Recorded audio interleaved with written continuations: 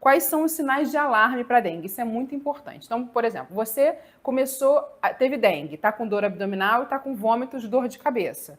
Só que você não está conseguindo parar, está vomitando tanto que não consegue manter uma hidratação intensa. Lembrando que na dengue a gente precisa se hidratar muito. O principal tratamento para a fase inicial da dengue é a hidratação abundante. Tá? A gente tem que beber muito líquido, muito mais do que nós costumamos beber durante a nossa vida cotidiana. Tá? Então, se você está vomitando e não está conseguindo ingerir líquidos adequadamente, isso já é um sinal de alarme. Você precisa ir para o hospital, ser avaliado com um hemograma, tá? Com uma função hepática também pode ser necessário, para a gente ver como que estão as enzimas hepáticas, porque o vírus da dengue ele também pode causar uma hepatite, inclusive a pessoa pode ter um fígado doloroso, tá?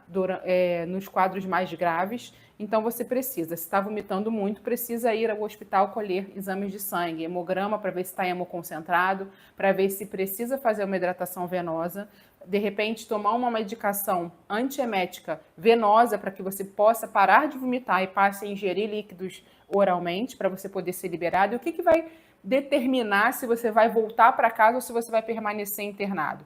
A sua função hepática, a sua função renal e se o seu hematócrito voltou à normalidade após uma hidratação venosa vigorosa. Então, você colhe um exame de sangue antes de hidratar e você pode colher um outro exame de sangue depois de hidratar para ver se esse hematócrito caiu e você tem condições de fazer essa hidratação em casa.